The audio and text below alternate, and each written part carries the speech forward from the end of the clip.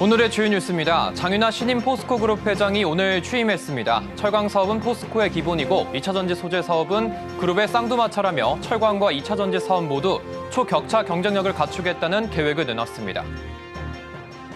홍콩 H지수 ELS 관련 은행권의 자율배상 발표가 임박했다는 분석이 나오고 있습니다. 그간 내부 검토 중이라며 공식 발언을 자제해왔던 은행권이 명확한 시점과 함께 진행 상황을 밝히고 있어 다음 주가 분수령이 될 것으로 전망됩니다. LG전자가 인공지능 사업을 고도화하고 있습니다. 정부 스타트업과 온디바이스 AI 기술을 개발하고 TV 신제품에 AI팀 러닝을 적용하는 등의 기술력을 높이고 있습니다. 한미그룹은 둘러싼 경영권 분쟁이 점입 가경입니다. 주주총회를 앞두고 임종윤 사장이 시총 200조 도전 등 청사진을 제시했는데 송영숙 회장과 딸 임주연 사장 측은 비현실적이고 실체가 없다고 평가했습니다.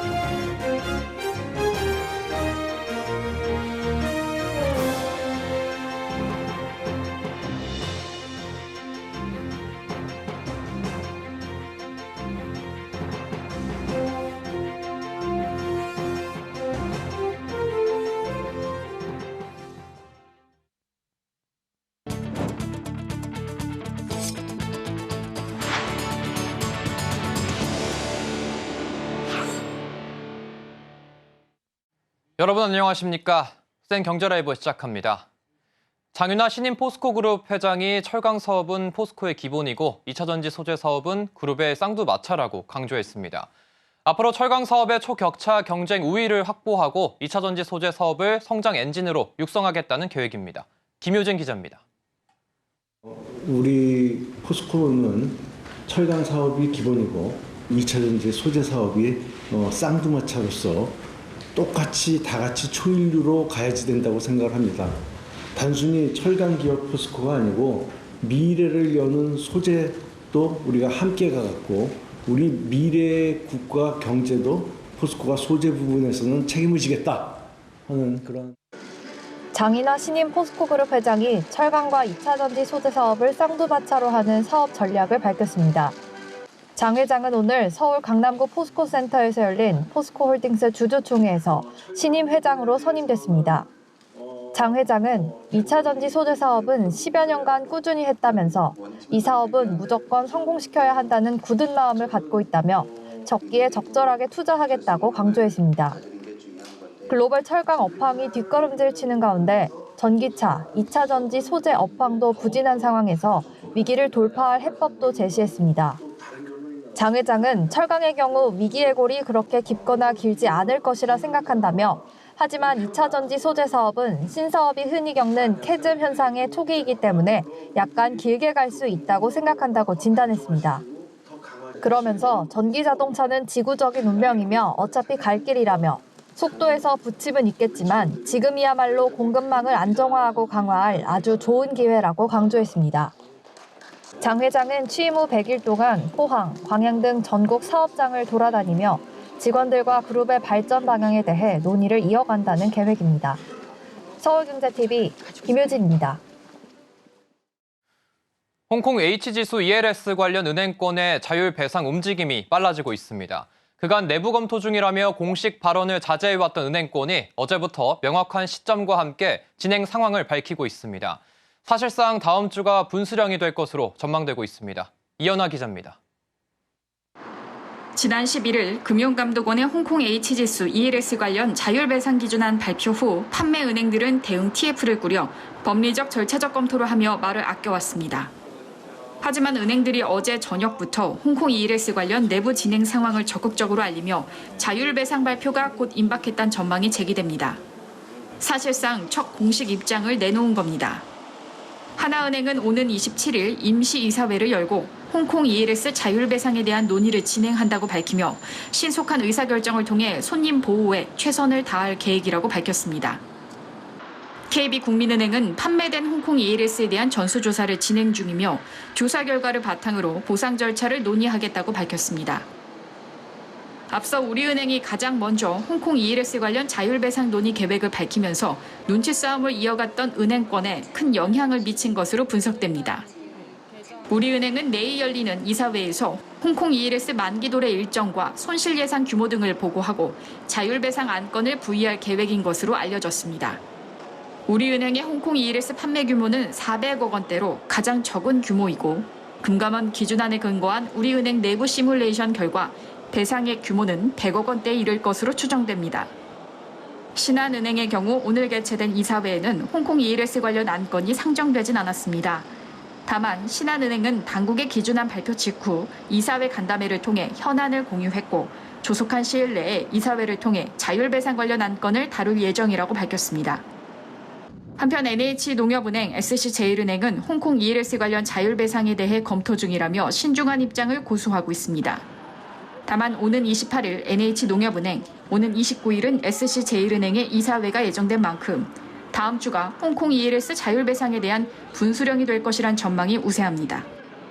홍콩 ELS 관련 판매 규모는 KB국민은행이 8조 원대로 가장 많고 하나, 신한, NH농협은행이 2조 원대, SC제일은행이 1조 6천억 원입니다. 서울경제TV 이연아입니다. 고금리에 따른 경기 악화와 부동산 PF 등의 영향으로 지난해 4분기 국내 은행에서 새로 발생한 부실 채권 규모가 5년 만에 최대 수준으로 나타났습니다. 금융감독원에 따르면 지난해 4분기 국내 은행의 신규 부실 채권 규모는 5조 7천억 원으로 2018년 4분기 7조 1천억 원 이후 최대치로 집계됐습니다. 부문별로 보면 기업 여신에서 발생한 신규 부실 채권은 4조 4천억 원으로 전분기보다 1조 3천억 원 늘었습니다. 가계 여신은 전분기와 같은 규모인 1조 1천억 원으로 집계됐습니다. 지난해 4분기 기준 부실 채권 잔액은 12조 5천억 원으로 전분기 대비 1조 원 증가했습니다. 은행이 쌓은 대손 충당금 잔액은 26조 5천억 원으로 전분기 대비 1조 8천억 원 늘었습니다. 금감원은 은행들의 부실 채권 증가에도 대손 충당금 적립 확대로 손실 흡수 능력을 확충했다고 평가하며 향후 은행에 잠재된 건정성 리스크 요인에 대한 관리 강화를 지도할 것이라 밝혔습니다. LG전자가 인공지능 사업을 고도화하며 시장 공략에 나서고 있습니다. 정부 스타트업들과 함께 온디바이스 AI 기술을 개발해 제품에 탑재하고 상담 시스템에도 AI를 적용해 고도화하겠다는 계획입니다. 윤혜림 기자입니다. LG전자가 AI 노트북 시대를 선도할 기술 개발에 나섭니다. 온디바이스 AI 기술을 차세대 LG그램 노트북에 탑재한다는 계획입니다. 온디바이스 AI 기술이 노트북과 시너지를 내어 고객들에게 차별화된 경험을 제공할 수 있을 것이라고 기대하고 있습니다. 사용자의 생산성을 제고하거나 재미 요소를 발굴하는 등 새로운 노트북 사용 경험을 혁신하도록 하겠습니다. 오늘 LG전자는 중소벤처기업부 인텔 마이크로소프트와 함께 온디바이스 AI 챌린지 출범식을 열었습니다. 온디바이스 AI 기술을 보유한 스타트업을 발굴하고 지원해 사업화를 돕겠다는 겁니다. 노트북에 온디바이스 AI 기술이 적용될 경우 인터넷 연결 없이도 실시간 통번역 기능을 이용하고 그림과 영상, 음악 등도 제작할 수 있게 됩니다. 또 AI가 고객 사용 패턴을 분석해 CPU 성능, 배터리 효율 등 하드웨어 성능을 개선할 수 있습니다. LG전자는 고객 경험 혁신을 위해 상담 시스템도 고도화합니다. 어제 조주환 LG전자 CEO는 AI 기술을 접목한 통합 상담 시스템 스마일 플러스와 현재 개발 중인 무인 상담 서비스 AI 보이스봇 등을 살폈습니다. 특히 상담이 많은 시간대나 상담 연결이 지연되는 경우를 대비해 AI 상담 컨설턴트가 고객을 응대하는 AI 보이스봇을 개발해 연내 도입한다는 계획입니다. 이외에도 LG전자는 TV 신제품에 AI 딥러닝 기술을 적용해 프레임 내 픽셀 단위로 화질을 보정하는 등 AI를 공감지능이 되도록 발전시켜 나간다는 방침입니다. 서울경제TV 윤혜림입니다.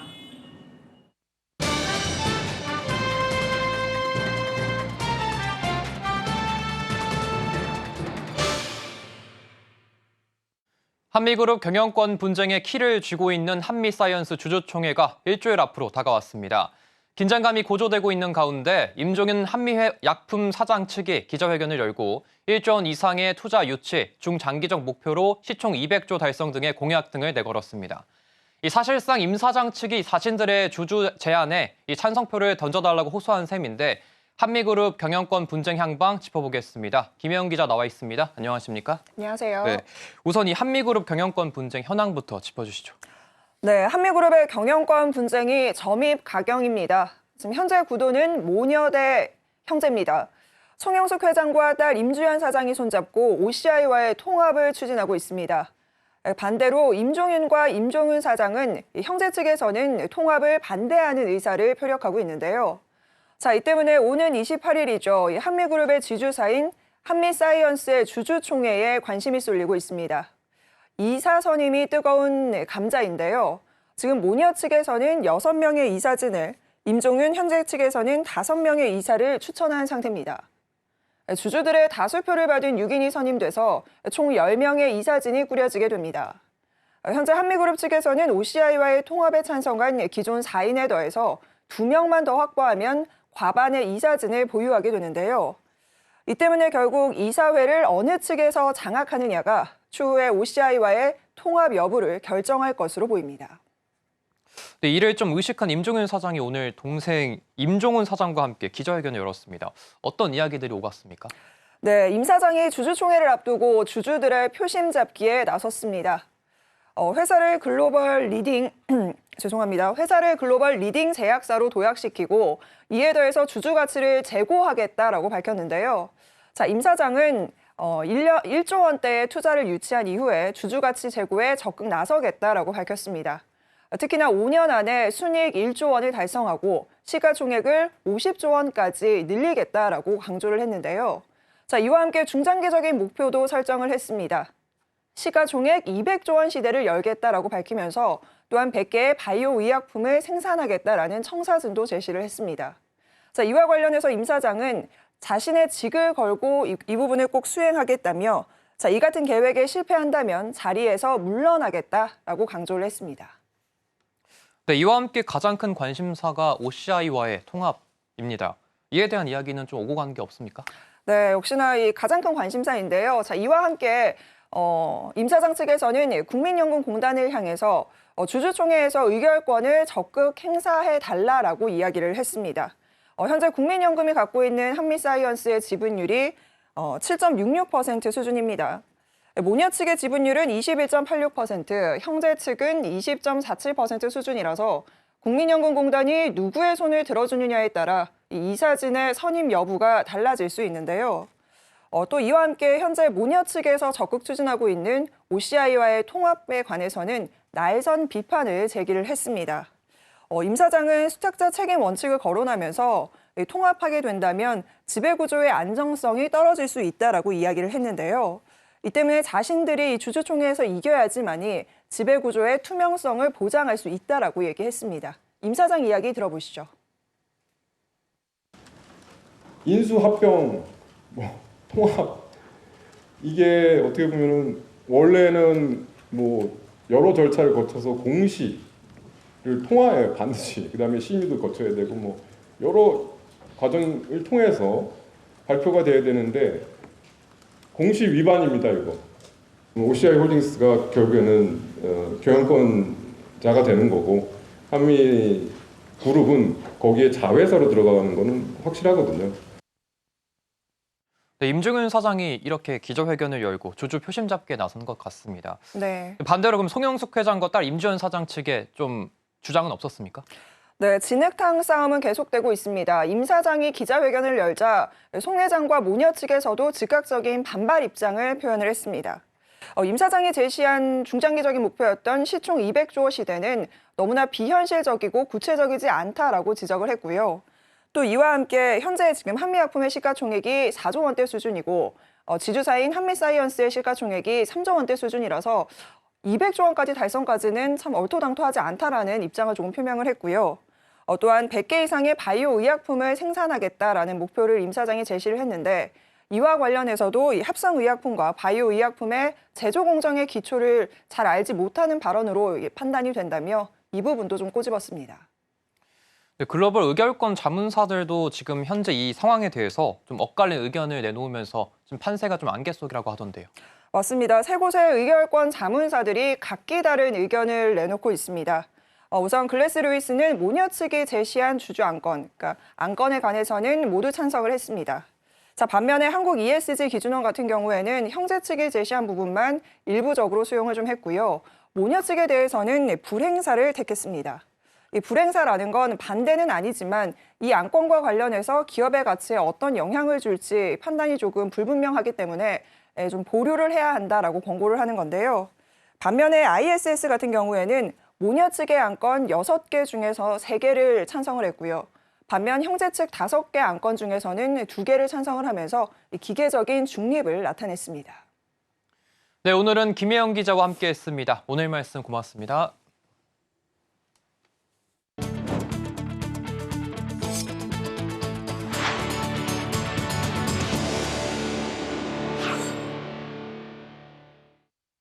최태원 대한상공회의소 회장이 제25대 회장으로 재선출됐습니다. 대한상인은 오늘 서울 중구 상의회관에서 임시 의원 총회를 열고 현 회장인 최태원 회장을 만장일치로 초대했습니다. 최태원 회장은 당선 인사말을 통해 다시 한번 대한상의 회장으로 봉사할 수 있는 기회를 주셔서 감사하다면서 기업의 창의적 경영 환경을 조성하고 혁신 활동을 지원해 나가겠다고 밝혔습니다. 최 회장은 산업 전반에서 진행되고 있는 파괴적 혁신을 뒷받침하기 위해 제도 개선의 속도를 높이는 일에 매진하겠다면서 기업과 정부, 기업과 기업을 잇는 다양한 형태의 플랫폼을 구축해 정책 재현 기능을 강화하겠다고 계획을 밝혔습니다. 이어 개별 기업과 국가가 대응하기 힘든 문제는 연대와 협력을 강화해 해법을 모색해 나가겠다라며 우리 사회 혁신과 변화를 유도할 민간 차원의 역할에도 앞장서겠다고 말했습니다. 한편 최 회장의 임기는 오는 2027년 3월까지 3년간입니다. 팝업 스토어라고 하면 백화점같이 넓은 유통점에서 주로 전개됐던 건데요. 요즘은 편의점 업계도 팝업 스토어 경쟁을 펼치고 있습니다. 러닝머신 위를 달리며 피지컬백 예능을 간접 체험하는 매장, 천장에 미러볼을 달아 파티장 분위기를 낸 점포 등 MZ세대를 겨냥한 2세 콘셉트의 팝업 스토어가 곳곳에서 열리고 있습니다. 이해란 기자입니다. 유행에 빠르게 반응하는 MZ세대를 겨냥해 재미와 다양한 즐길거리를 갖춘 이색적인 편의점 팝업 스토어가 생겨나고 있습니다. GS25는 오늘 넷플릭스와 손잡고 헬스장 콘셉트의 팝업을 성수동 도어투 성수에서 내달 8일까지 연다고 발표했습니다. 넷플릭스의 인기 예능 피지컬백의 2번째 시즌 공개를 기념하며 콘텐츠 체험과 소비를 결합한 팝업 스토어를 연 겁니다. 팝업 방문객들은 러닝머신 챌린지를 비롯한 체력 증진 게임 3종을 통해 피지컬백 콘텐츠를 체험해 볼 수 있고 맨몸 운동 체험 우수자는 상품도 수령할 수 있습니다. GS25는 피지컬백, 닭가슴살, 샐러드 등 협업 상품을 함께 선보이고 일부는 행사장에 한해 1+1 증정 이벤트도 연다고 밝혔습니다. GS25 관계자는 온라인에서 시청한 콘텐츠를 오프라인에서 더 재밌게 체험하고 소비할 수 있는 온라인 포 오프라인, 즉 오포 커머스를 구현했다며 앞으로 다양한 마케팅을 지속해 나갈 계획이라고 말했습니다. 세븐일레븐은 이달 31일까지 잠실 챌린지 스토어점에서 펩시와 함께 MZ 파티타임을 콘셉트로 한 팝업 스토어를 선보입니다. 화려한 네온 사인과 미러볼이 달린 파티룸에서 방문객들은 사진 촬영을 하고 담소를 나눌 수 있습니다. 또 펩시 구매 고객은 캡슐 뽑기 게임에 참여해 굿즈를 수령할 수도 있습니다. 아무래도 MZ세대는 펀을 추구하는 경향이 매우 높잖아요. 새로운 제품을 소개하고 소비자들의 관심을 끌고 브랜드 인지도를 확보하기 위한 광고비 차원에서 하는 거거든요. 기성세대는 이제 소비자 조사하면 대부분 고객이 똑같은 행태를 보였는데 지금 MZ세대는 개인화가 뚜렷해서 예측하기 힘들어졌거든요. 그래서 팝업을 통해서 감을 잡지 않으면 전문가들은 재미를 추구하는 MZ에게 팝업 스토어는 브랜드의 인지도를 높이고 SNS로 마케팅 효과를 누릴 수 있는 목적이 크다고 말했습니다. 또 기성세대와 달리 개인화가 뚜렷한 MZ세대의 특성 때문에 팝업 스토어는 기업 입장에서 어떻게 브랜드 마케팅을 전개해야 할지 감을 잡는 테스트베드 역할도 한다고 설명했습니다. 서울경제TV 이혜란입니다. 자동차 금융시장이 카드사들의 격전지로 떠오를 전망입니다. 카드사들이 본업인 신용 판매에서 수익성이 악화하자 수익원 다변화를 위한 돌파구로 자동차 금융시장에 주목하고 있는데요. 오는 6월부터 미 중앙은행이 금리 인하에 나설 거란 관측이 나오면서 얼어붙었던 자동차 할부금 금융시장도 다시 활기가 될 거란 전망이 나오고 있습니다. 김도하 기자의 보도입니다. 지난해 카드사들의 연체율이 9년 만에 최고치를 기록하는 등 업황 악화가 지속되고 있습니다. 올해도 고금리가 이어지는 가운데 카드사들은 수익 구조를 다변화하기 위한 타겟책으로 자동차 할부 금융시장을 눈여겨보고 있습니다. 카드업계는 지속적으로 인하 압박을 받는 가맹점 수수료와 총부채 원리금 상환 비율, 즉 DSR 총량 기준에 묶인 카드론, 이 밖에 신용대출 사업은 한계가 있어 자동차 할부 금융시장이 벼랑 끝 돌파구라고 설명합니다. 특히 미 연방준비제도가 올해 3차례 정도의 금리 인하를 전망하면서 자동차 할부 금융시장이 회복될 것이라는 업계의 기대감이 커지고 있습니다. 금융감독원 금융통계 시스템에 따르면 자동차 할부 금융을 취급하는 6개 카드사의 지난해 3분기 말 기준 자동차 할부 금융 총 자산 규모는 9조 8,994억 원으로 5년 전인 2018년 3분기 말보다 약 1.5배 증가했습니다. 자동차 할부금융시장은 기존의 리스 할부금융업체의 주력 시장이었습니다. 그러나 카드사들이 본업에서 실적 방어가 어려워지자 저금리를 내세우며 자동차 할부금융시장 공략에 나선 겁니다. 카드사들은 고금리와 경기 침체로 조달 비용이 상승하자 최근 수년간 적극적인 할부금융 영업을 못하고 있었지만 금리 인하로 영업 환경이 개선될 때를 대비해 전략 수정이 필요하다는 입장입니다. 이제 지금은 이제 또 금리가 낮아질 수 있는 환경이 지금 조성되고 있기 때문에 그런 부분에서 지금 이 할부금융 자체를 조금 확대하려는 계획들도 가지고 있는 것 같습니다. 신한카드는 사업 포트폴리오 다각화를 위해 올해 중고차와 리스, 렌터카를 중심으로 자동차 할부금융 사업을 확대한다는 계획을 밝혔습니다. 국민카드는 신차 중심의 자동차 금융 사업 강화에 나설 예정입니다. 전문가들은 카드사들의 자동차 금융시장 진출에 대해 출혈 경쟁을 우려하는 한편 경쟁을 통한 시장 재편에 대한 기대감도 나타냈습니다. 사업 다각화라는 측면에서는 분명히 긍정적일 수 있으나 그 시장이 결코 만만한 시장은 아니거든요. 그런 의미에서 이제 그 카드사들이 정확하게 미리 분석을 해보고 자신들이 얻을 수 있는 파이가 어느 정도 되는지를 확인을 해보고 들어가야 하는 게 중요하고요. 서울경제TV 김도하입니다. 미국 연방준비제도의 금리 인하 전망에 힘입어 코스피가 2,750선을 돌파했습니다. 한국거래소에 따르면 오늘 코스피 지수는 전일 대비 2.41% 상승한 2,754.86으로 장을 마감했습니다. 코스피가 2,750선을 돌파한 건 지난 2022년 이후 약 2년 만입니다. 미 연준의 비둘기파적 메시지, 엔비디아, 마이크론 반도체 훈풍, 정부의 밸류업 정책 등의 영향으로 강세를 보였다는 분석이 나옵니다. 코스닥 지수는 전거래일 대비 1.44% 오른 904.29로 장을 마쳤습니다. 마티아스 바이트 메르세데스 벤츠 코리아 대표 이사 사장이 고객에게 더 좋은 경험과 훌륭한 제품을 제공해 럭셔리 브랜드 입지를 강화하는 것을 목표로 한다고 강조했습니다. 바이트 사장은 어제 서울 중구 서울 스퀘어 빌딩에서 한국자동차 기자협회 기자단과 만나 한국 시장에서 판매량을 올리는 데 급급하기보단 고객 만족 극대화로 브랜드 위상을 강화하는 등의 사업 전략을 밝혔습니다. 여기에 벤츠의 직접 판매 프로젝트인 리테일 오브 더 퓨처에 대한 청사진도 밝혔습니다. 지금은 벤츠 코리아가 수입해 도매로 넘기면 딜러가 소비자에게 파는 방식인데 리테일 오브 더 퓨처 직판 방식이 도입되면서 벤츠 코리아는 수입 후 딜러와 함께 판매를 맡게 됩니다.